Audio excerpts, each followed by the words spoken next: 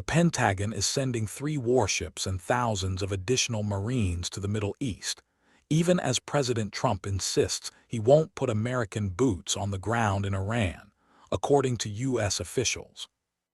Roughly 2,200 to 2,500 Marines from the California-based USS Boxer Amphibious Ready Group and 11th Marine Expeditionary Unit are heading to the U.S. Central Command, responsible for all American forces in the Middle East, the officials said.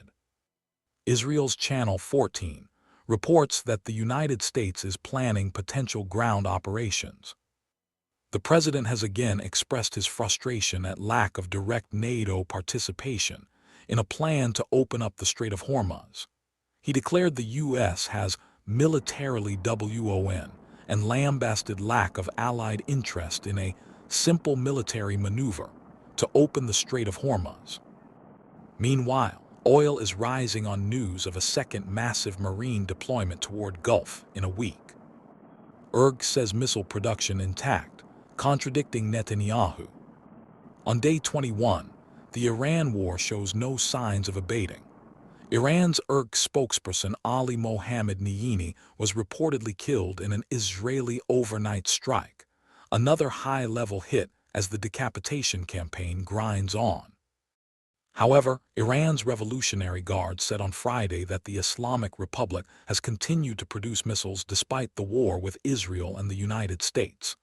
This directly contradicts Israeli PM Netanyahu's assertions from the day prior, where he said both missile production capacity and uranium enrichment capability have been destroyed.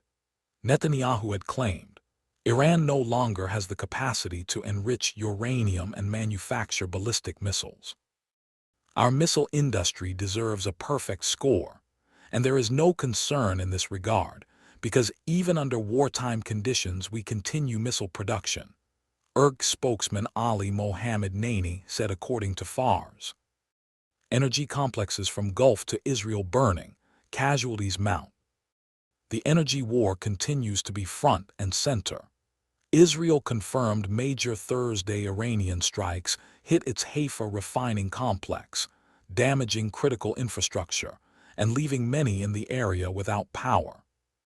Also, the attack on Qatar's Ras Laffan facility is expected to slash LNG export capacity by roughly 17%. Kuwait hasn't been spared either, with its massive Mina Al-Ahmadi refinery hit for a second straight day, with fires ripping through processing units. Elsewhere, Bahrain says it has faced over 140 missiles and 240 drones since the war began, underscoring the scale of Iran's regional barrage. Across the region, escalation is bleeding into civilian life even in countries not directly part of the conflict. The biggest Muslim holiday of the year, Eid, is being celebrated, and in Iran the Persian New Year Nowruz is unfolding under air raid sirens, also with fresh Israeli strikes in Lebanon and Syria. Currently, Palestinians are being barred from Al-Aqsa during Eid. Casualties continue to mount with over 1,400 reported dead in Iran, including 204 children per the Red Crescent and more than 1,000 killed in Lebanon. Signs of U.S. plans to take Karg Island. But the real escalation risk surrounds what Washington's next move may be, as the Trump administration is actively weighing seizing Karg Island, Iran's key export hub, in a desperate effort to force Hormuz back open. One source put it bluntly to Axios, "We need about a month to weaken the Iranians more with strikes, take the island, and then get them by the balls and use it for negotiations." For all the bravado and rhetoric, some analysts see the situation as a classic escalation trap. But the report says no final decision has been made, but the direction of travel is clear. He wants Hormuz open. If he has to take Karg Island, that's going to happen, one senior official said, while acknowledging a coastal invasion remains on the table. The Wall Street Journal in fresh reporting sees signs that an operation is already underway. The U.S. and its allies have intensified the battle to reopen the Strait of Hormuz, sending low-flying attack jets over the sea lanes to blast Iranian naval vessels and Apache helicopters to shoot down Iran's deadly drones, American military officials said. Iran vows zero restraint if its energy sites attacked again. Here's what Iranian Foreign Minister Abbas Araghchi posted to X on Thursday. Our response to Israel's attack on our infrastructure employed fraction of our power. The only reason for restraint was respect for requested de-escalation. Zero restraint if our infrastructures are struck again. Any end to this war must address damage to our civilian sites. And CNN reports Friday. Mujtaba Khamenei, who has made no public appearance since being chosen to succeed his father, said in a written statement security must be denied to all Iran's enemies. Things are meanwhile getting more opaque in terms of leadership structure inside Iran.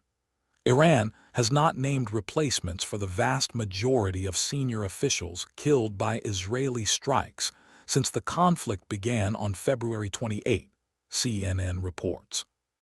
Iran's strategy appears to be to survive while imposing severe high costs. Intense attacks on Israel continue. There has remained heavy censorship in Israel amid the war, but various overnight reports suggested another, past 12 hours of heavy Iranian missile bombardment of Israel.